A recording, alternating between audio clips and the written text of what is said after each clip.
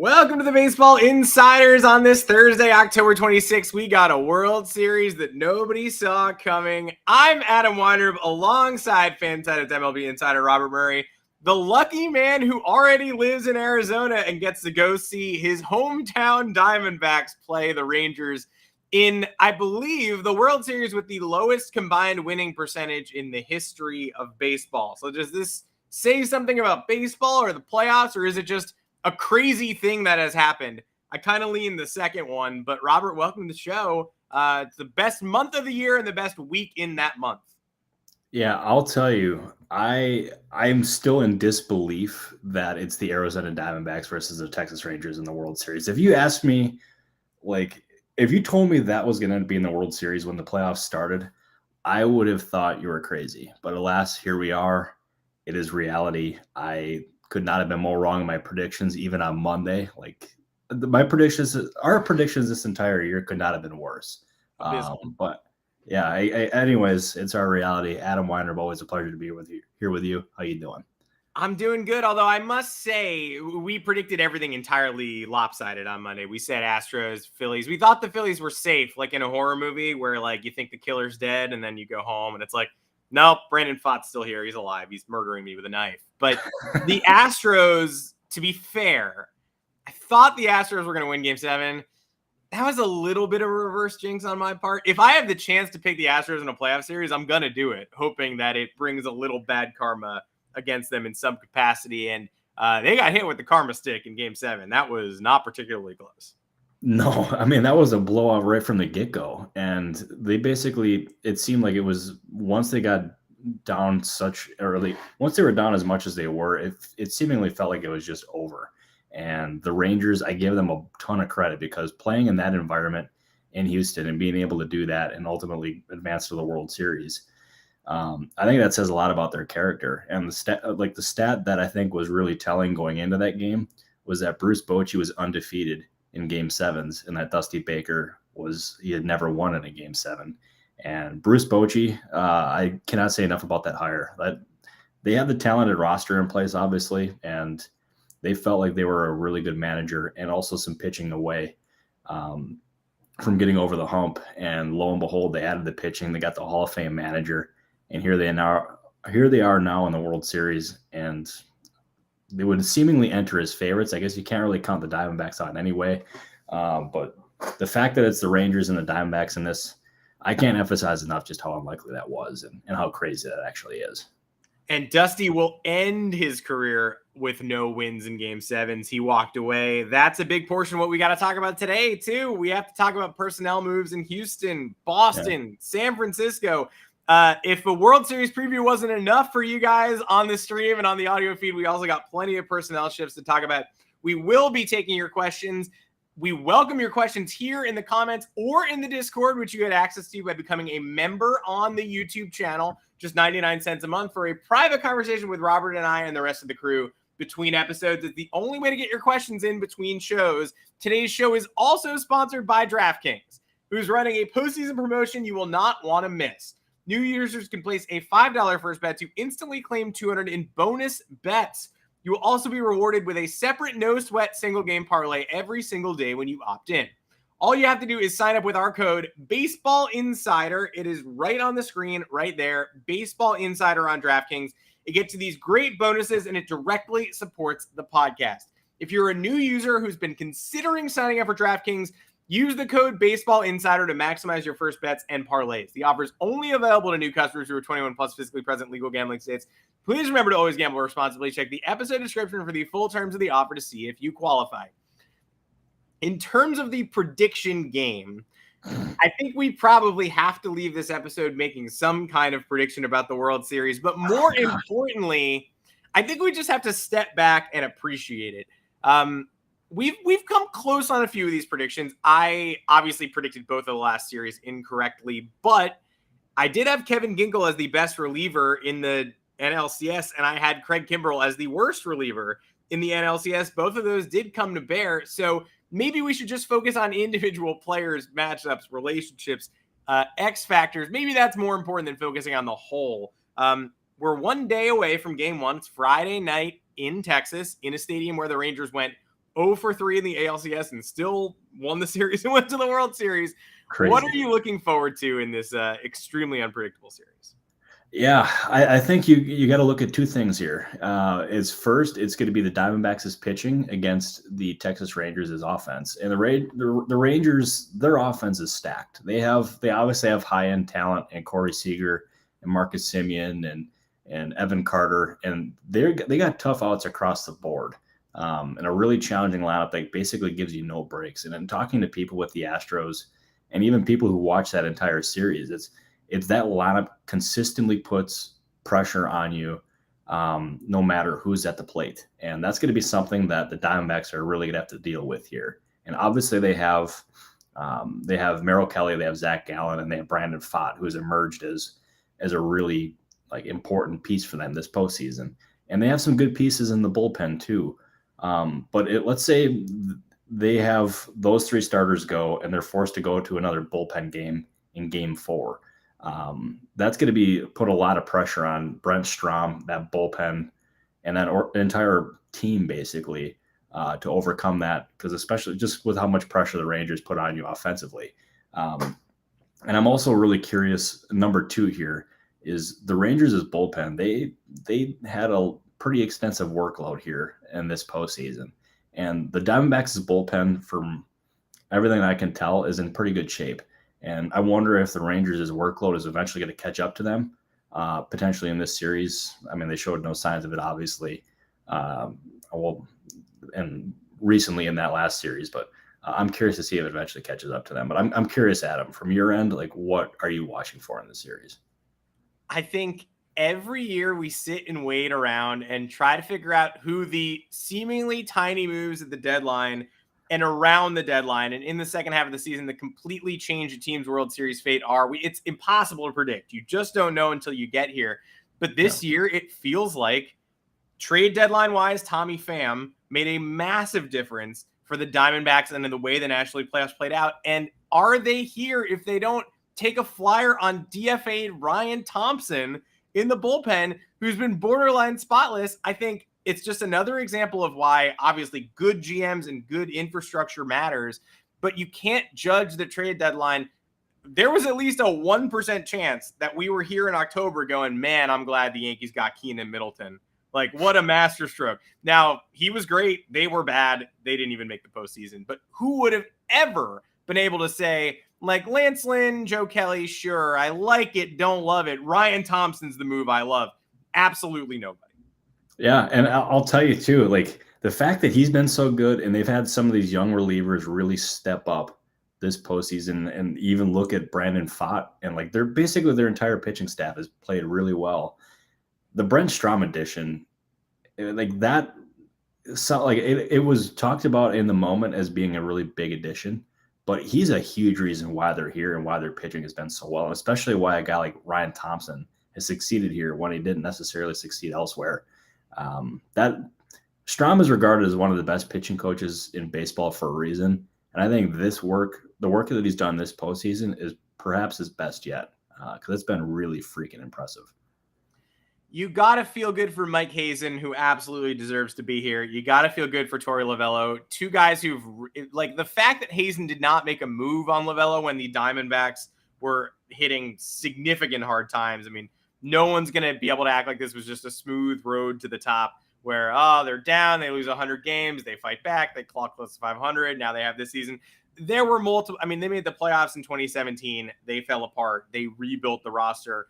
Jordan Lawler is going to be here next year. Drew Jones is going to be here after that. They seem to have made some slick draft picks as well. But just an extremely loud and prominent shout out to Mike Hazen for sticking with his friend and finding a completely shocking road to the World Series. A lot of people are going to call this a format issue. A lot of people are going to say this devalues the postseason because of the winning percentages. I don't see it that way at all. I do see it as an outlier. I don't think we'll see this again, but I don't think that that's a negative consequence of the way baseball is structured. Yeah, for sure. And before we also get into that part real quick, I'm glad you mentioned Mike Hazen. I wanted to point something out too, is Yes. Part of my job is I got to remain objective, and you can't root for teams or whatnot. But Mike Hazen's a really easy guy to root for. One, he's a great dude. And earlier this year, he ended up losing his wife, Nicole, after she passed away after a battle with cancer. And the fact, like, he's just a really good dude who's overcome a lot, and he's stuck by his best friend. And there's a story in ESPN, by the way. It was written by Alvin Gonzalez about how close Hazen and Lovello actually are. And Lovello puts up the Christmas lights every year at Hazen's house just for Nicole. And he said he's going to do that for the rest of their lives. And it really dives into their relationship. I think it's worth a read, but Mike Hazen, like he's someone that it's super easy to root for. And just shout out to him and shout out to his entire family. And going like switching gears here and going back to the postseason format thing. I don't necessarily think I think the playoff format thing can probably be put to bed at this point. Like obviously like that expanded playoff format helped the Diamondbacks get into this. And like, I think it's been a good thing for baseball just because it's added just even more unpredictability. I know there's going to be some people who say that at this point, the Braves and the Phillies and the Astros and all these high-end teams that won 100 plus games should be at this point, but they like both these teams got to this position fair and square. And I don't have an issue with the postseason format. I think it's here to stay. I might be in the minority with that. I don't know where you stand on this, Adam, but I personally don't have an issue with it. I feel the same way. And at what point do we just put the onus on the teams and the players? Like we all had the conversation about too much rest in the first round, throwing top offenses off their game. The Phillies went up 2-0 and won game 2, 10-0. They go on the road and they struggle, but they do win game 5 to be able to return home with a series lead and a chance to close it out at Citizens Bank Park. The best hitters on the Phillies, Schwarber, Turner, Harper, and Castellanos go 1 for 21 in the final 2 games. Do we now have to have a debate about having a day off between games 5 and 6? Like, how deep do we have to go on that? Because that, the players got cold. The players were hot in game 2, were cooled off in the desert, came home, could not come through in important games. Is that a format issue? Do we need to rejigger it so the Phillies have a fairer shot to perform at Citizens Bank Park? Or can we look at it and say, incredible location by Merrill Kelly, incredible start in a game 7 by Brandon Pfaadt, who was barely hanging on to a rotation spot at points during this season, and give those guys their flowers for getting the job done. Like, is every individual loss now a format problem? Is it a format problem that we get to have this inspirational Mike Hazen story and this incredible Torey Lovullo tale? Like, or can we just stand back and look and say this has been a postseason that's almost impossible to replicate from any projection system, but it's what we've watched. We saw it with our own 2 eyes, and here we are. No, everything you just said, I echo that 1,000%. And the fact that the Diamondbacks, they won 84 games in the regular season, and getting here was not like a format issue. It was, as you said, it was Brandon Pfaadt stepping up. It was the bullpen stepping up. It was Gabriel Moreno. It was Ketel Marte. It was Corbin Carroll in game 7. Really stepping up for the Diamondbacks. It took a team effort, and the Phillies were up 2-0 in the series too. Like that's another part of this. And the Diamondbacks, they won 4 out of 5 and won 2 consecutive games in Philadelphia, which is probably the toughest environment in baseball. They deserve their flowers, as you said. They got here fair and square, and they defied all the odds, and here we are now. And here's one more thing that I hope the Diamondbacks do it. I don't know if they'll do it, but I think they should have Chris Russo, Mad Dog, throw out the first pitch for game 3. Yeah. I think that would be freaking awesome because right after the game, if you looked in their locker room, they were shouting Mad Dog, Mad Dog, Mad Dog. And I think they absolutely should because I think the crowd would go absolutely nuts here in Arizona. We were going to have Mad Dog on the show because he quit. So we were going to have him on as a third co-host today. We didn't hook that up. Never make proclamations you're not willing to stand by. And he apparently is remaining on the air. So good for Mad Dog, but that's a great idea. He should absolutely throw out the first pitch. And again, that series, look, you lose game 3. Craig Kimbrell gets walked off in a tie game. That series, I would say, turned in game 4. Phillies, all they had to do, we said, like, this feels like a 2-1-2 to me. Phillies go drop game 3, maybe take their foot off the gas pedal, come back and win 4 and 5. They were up 5-2 late in game 4, seemingly taking control of it. Kerkering struggles, but works out of that jam. It's 5-3, and Alec Thomas just tomahawks a Kimbrel pitch out to the pool.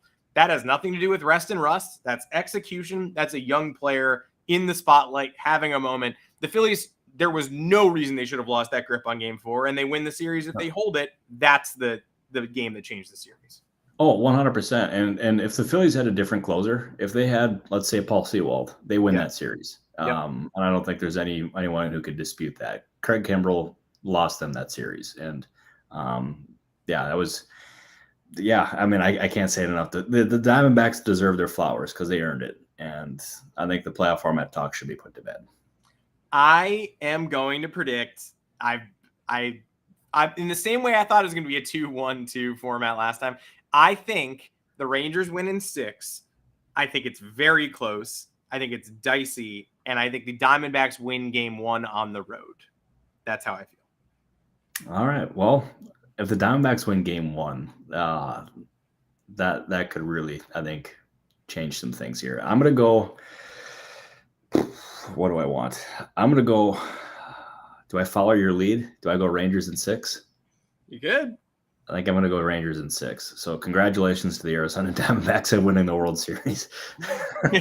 Yeah, maybe winning it in 3. Somehow winning it in fewer games than it even takes to win the World Series. Yeah, I'll tell you, if there's ever a time where it's going to happen, it's going to be now, just to like make our predictions look terrible. But I'm going Rangers in 6. And do we do a World Series MVP? Because I'll go Corey Seager for that. That's not going off the cuff here, but I mean that's I like that.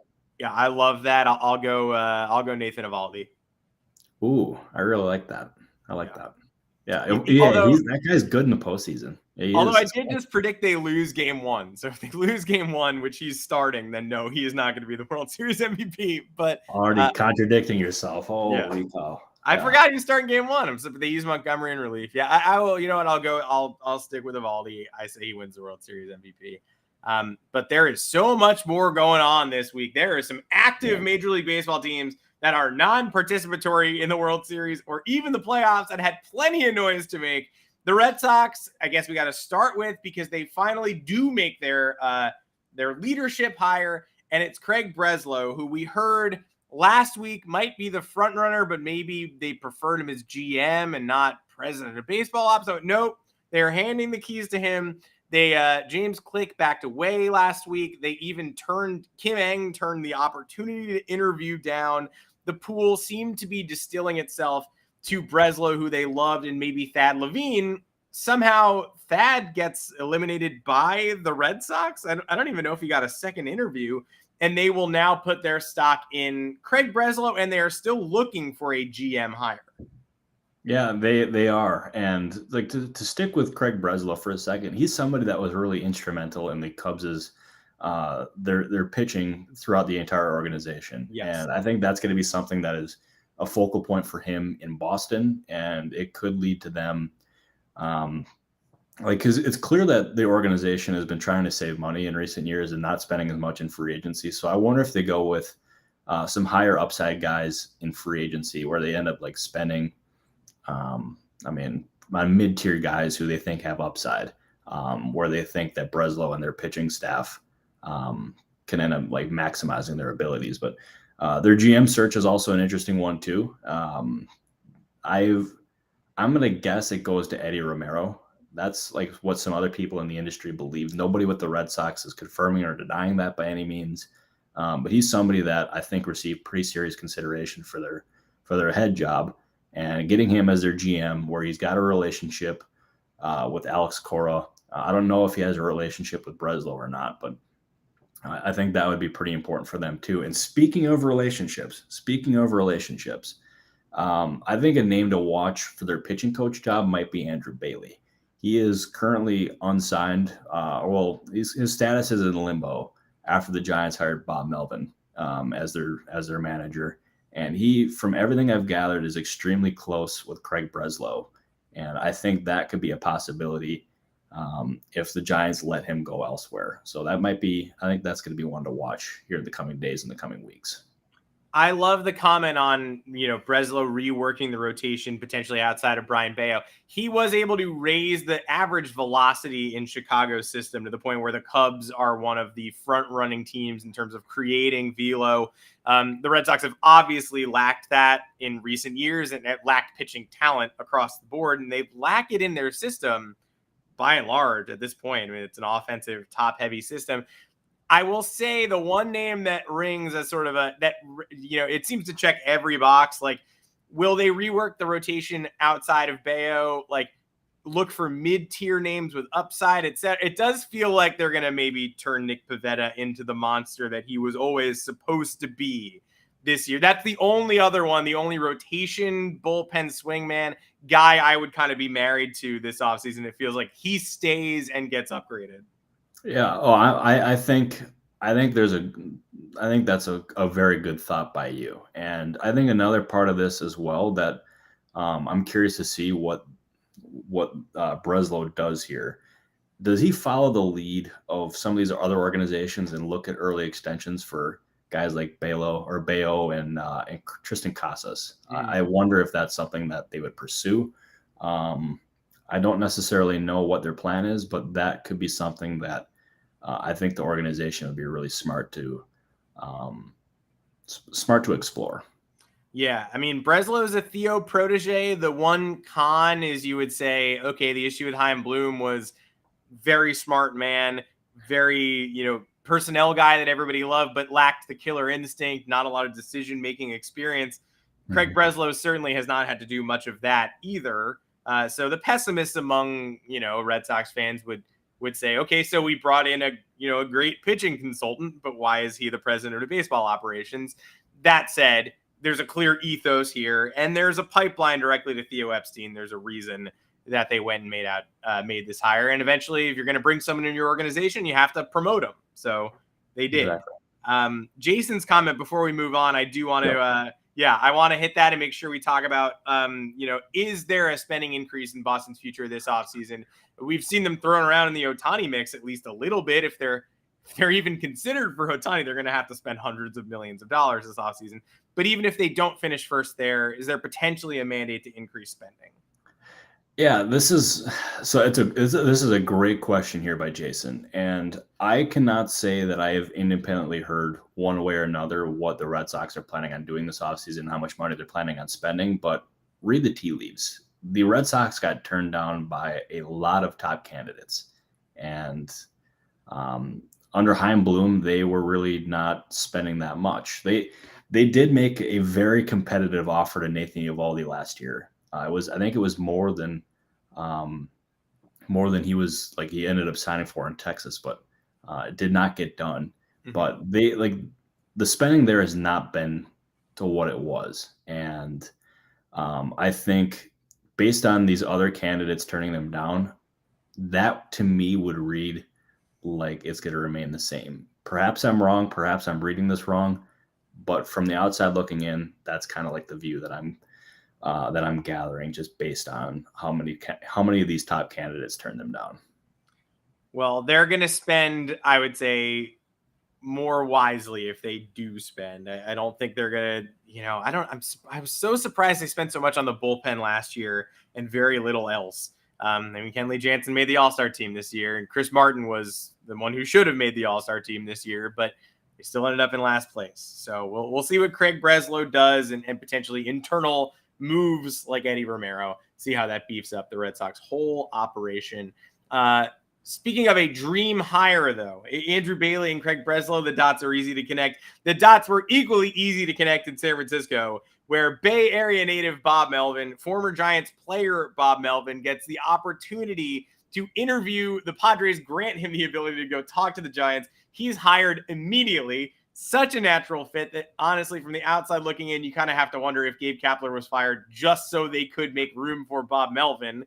And immediately afterward, they got Farhan Zaidi his little extension through 2026. So what should we think about this package, and how should we view Melvin's immediate future in San Francisco? This was a home run hire for the Giants. They could not have hired a better candidate in my eyes. And this was one that I think once it became clear that Melvin was probably not going to return to San Diego, that it just made all the sense in the world because this was his dream job.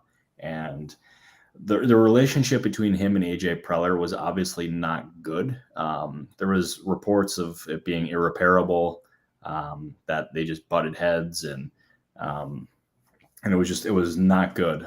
Based on what I have gathered, it was kind of along those lines, more just like they just did not get along and they butted heads, and um, but the Giants could not have done any better with this hire, and now he's tasked with filling out a coaching staff, and that's his first priority. But I think this hire is going to end up being really good for multiple ways. One, it's going to end up he's a really clubhouse friendly guy, and he's going to be able to hold these guys accountable because there was some instances last year where players weren't necessarily like it's.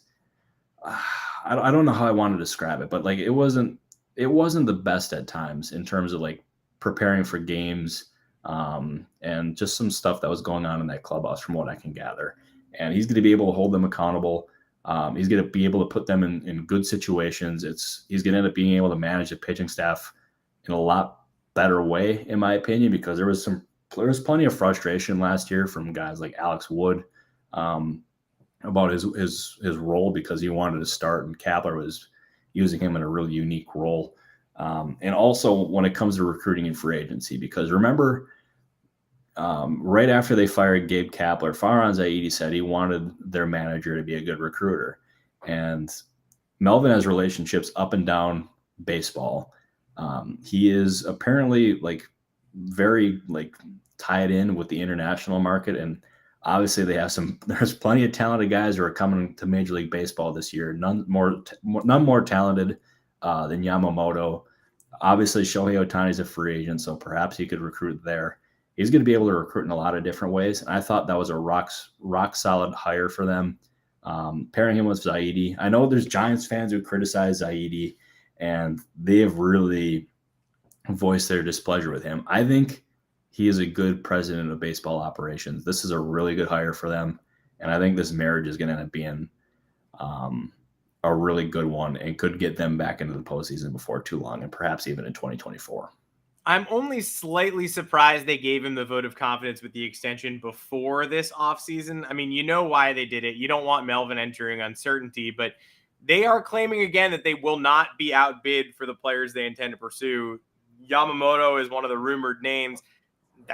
They're talking a big game. Like, you got to land that plane. And so now it is on that front office to make sure they have the highest offer out for the players that they covet in kind of a strange free agent market. Like, it's Yamamoto, it's Ohtani, it's Bellinger. Then it's, Bob Melvin's former, right fielder Juan Soto, as we're seeing in the comments. Once you get through the first three free agents, then you're talking trade already because those upper echelon names maybe are not there. What are you thinking on Juan Soto, by the way? I kind of feel like it is nothing that the Yankees and Juan Soto as camp, the Padres have just like talked. Like, they better have talked, but I don't really think you make much out of that smoke yet. Yeah, I'm not thinking much of the smoke either. And the Padres, from everything that I've learned about them over the years, is they will never turn down a phone call. And if the Yankees are going to offer the Padres the moon, then I would imagine they would definitely consider doing it. But I think that's just a case of AJ Preller doing his due diligence, wanting to know what's out there. I can't imagine Soto not starting the next season in San Diego unless an offer just comes across the board that Preller can't turn down. But they're still with the thinking of they want to win. And yeah, Soto's got to be a big part of that because in all likelihood, they're going to lose at least one of Josh Hader or Blake Snell this offseason, and perhaps even both. And the Giants, they need starting pitching. And who did Bob Melvin manage last year? He just happened to manage Blake Snell. Mm-hmm. You never know. But they're going to be in the business of winning in San Diego, and I think Soto's going to still be a big part of that. But if they are losing again the next trade deadline and Soto is a couple months out from free agency, then things could get pretty crazy. Then I think a trade becomes a realistic thought, but just not in the offseason here. Yeah, then he's got to go. And you trade him to DC for James Wood and Jackson Merrill and CJ Abrams. No, we'll see. Yeah, aggregator squad assemble. By the way, you guys know the timestamp. We talked about Juan Soto. Pop in here, aggregate that, tweet it out, get your flowers. Before we sign off, the Houston Astros are gone, and I will not bemoan that, and I will not eulogize them either. But so is Dusty Baker. The Astros lose the ALCS. Dusty walks away at the end of Game 7, officially retires yesterday, even though we heard from plenty of people in the immediate aftermath that he planned to walk away. Now we know 26 years managerial career has ended, probably ends in Cooperstown, especially because he's got that ring. How do the Astros regroup and move on now? I heard Joe Espada's name thrown around. You always do. I heard Brad Ausmus today was the Dusty Baker runner-up when they hired Dusty in 2020. That surprises me, but it's good to see his name back in the mix, I guess. What are you hearing on potential candidates to take over the reins in Houston? Yeah, it's weird because Ausmus is also one of the top candidates to be their GM before they hired Dana Brown, which their fascination with Brad Ausmus is a little strange considering how he was with the Angels and also Detroit. Just I don't know. I don't necessarily get it, but evidently Jim Crane and Astros ownership really likes him. And I think he's going to be one of the many candidates that they ultimately do consider. And if you look, they could possibly talk to Joe Espada, as we said. I think Ron Washington makes a whole lot of sense there because he also knows Dana Brown from their time in Houston or from their time in Atlanta, I should say. And going from Dusty Baker to Ron Washington would be going from one highly respected manager to another highly respected baseball person. There's not many people who are more respected in baseball than Ron Washington. And I think that'd be just a really good hire for them. I also wonder, too, if a guy like Stephen Vogt could become a candidate there. He is someone that has talked to a lot of these different teams. He has talked to the Guardians. He interviewed with the Giants. And it wouldn't surprise me at all. Let's say Craig Counsell does leave for New York. I think he would talk to the Brewers. I remember when I was on the Brewers beat, it was something that I talked to some players about, even some front office people or whatever. I was like, let's say when Counsell's done, who do you think the next manager is? I would say about 90% of those people said Stephen Vogt because I remember being in Milwaukee, being on that beat, and Stephen Vogt was constantly hanging around Craig Counsell in the dugout as he was managing the game, and he was picking his brain. I remember even Curtis Granderson telling me that when we talked to him the other day, and it was evident to me that Vogt was a manager, or he was going to be a manager someday. And I think he will be after this. I think he will be a manager this next season. It's just only a matter of where. But the Astros and the Brewers, if they do lose Counsell, better get involved quick because it sure sounds like he's a very serious candidate in Cleveland. 100%. That's what it feels like the winds are blowing to me right now. I was going to bring up when we talked to Curtis too. I don't remember. I don't think we were rolling anymore. He advocated for Ron Washington as well. Basically said that people in the game don't seem to understand why Ron Washington is not currently a major league manager. The last time Texas was in the World Series, Ron Washington's doing. He's still a respected coach. He's still working with the Braves. Hasn't gotten back to getting that head job. Exudes a similar presence as what Dusty Baker did. And Dusty, look, Astros fans have grown more impatient than any other fan base. I saw them flaming Dusty this postseason. Stop it. You won the 2022 World Series. He navigated you to a championship last year. Apparently the grace period is now a couple of days before you can start screaming about mistakes your manager made. Like it used to be 5 years after a title, you can get angry. Now it's like tomorrow I can be like, oh, why haven't I won another World Series since the one I won on Saturday? It sucks. I said I wasn't going to talk about the Astros, and here I am. But yeah, and would be a great pick. Oh, 100% too. And I also I'm glad you mentioned that about Dusty Baker. And he stepped into a situation where it could have easily blown up. It was after the sign stealing scandal, and these guys facing all sorts of different penalties, and it could have easily blown up. And he did a masterful job keeping that team together, not worrying about the outside distractions. And that outside, that veteran voice of his was a big reason why they kept it all together. And the fact that he's getting flamed by fans there, I think is is bullshit. But he deserves better than that. He's a Hall of Famer for a reason. Respect the guy. And it was a shame to hear him say that one of the reasons why he stepped down and decided to retire was because of, like, it was, he even mentioned some articles too. I don't know what articles he was talking about, but just really unfortunate because a guy like that who's as respected and just a good dude like that, he deserves better. And shame on Astros fans for that. Yeah, he was the one thing the Astros had going for them that tugged at your heartstrings a little bit as an outsider. It's like, oh, I don't want the Astros to win the World Series, but Dusty finally gets one. Now, nothing tethering. I do not feel sympathetic. You can't sell me on feeling sympathetic for a single Houston Astro. Sorry, and hopefully I don't have to, because hopefully this is maybe the beginning of the end of that extremely lengthy 7 consecutive ALCS run where the same people did the same things every year. Well, no more. That's the beauty of the Texas Rangers and the Arizona Diamondbacks being in the damn World Series. You have never seen this matchup before. You've never seen these players in the Fall Classic before, the vast majority of them. Extremely unfamiliar territory. First pitch of Friday's game will be George W. Bush to Pudge Rodriguez, last week's Baseball Insider's guest. And that is, I mean, again, completely a spectacle, the likes of which we have not seen.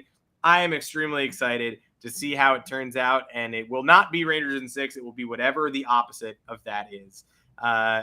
Robert, thanks for joining us. As always, if you're not a member of the YouTube channel, become one. It's so easy. Just become a member, join the Discord, hang out with us. The sponsor of today's show is DraftKings. The code is Baseball Insider. Get to those bonus bets. $5 first bet, instantly claim 200 bonus bets. If you are a new user, so please check the description of this episode to see if you qualify. And if you haven't signed up yet, now is the perfect time to do so that you can bet on explicitly the opposite of what we said would happen in this year's World Series. Robert, we're getting closer to the offseason, savoring this last week of baseball because, it might be our time to shine, but it will be sad when they turn off all the lights and we go to the winter meetings. Yeah, it will be sad for no baseball season because this has been one hell of a year. But let me tell you, the off season is very close. I have been putting in a lot of hours in texting sources, meeting up with sources, you name it, to try to bring you guys the best information to be able to break the news first. And hopefully we end up breaking some news live in this podcast because we've done it before, and I want to do it again. And make sure you subscribe to this show. Also, make sure you subscribe to the Discord as well, because we'll be dropping plenty of knowledge in there as well, especially while I'm live at the winter meetings and at the GM meetings. So stay tuned for that. But appreciate you all. Adam, I appreciate you. Joanne, our lovely producer, I appreciate you too. See you on Monday. By the way, Monday's show will be a little bit earlier. Yes. So it's going to be 2 hours earlier. It's going to be 2 p.m. Eastern time. Yep. Because I am going to be at the World Series, and I want to make sure we bring you guys as much content as we possibly can. Yeah, if you show up at the normal time, 3:30 Eastern, you will get the Yanks Go Yard feed, which, again, if you want to hear me scream about the Yankees, you're more than welcome. But for Baseball Insiders fans and listeners, 2 o'clock Eastern on Monday before the World Series game. Someone in the Discord this week asked if we were going to have a presence at the winter meetings. The answer is you're damn right we will. I will miss of course I'll miss the live action. I'll miss the World Series, but Robert will be at the winter meetings. We're going to do as many shows as we possibly can, keeping you posted as the pulse quickens at baseball's biggest offseason event. And plenty of baseball still to be played, though, before we get there. Going to be a huge offseason, going to be an interesting World Series. We'll see you all Monday at 2 o'clock Eastern. That we will. Thank you, everybody.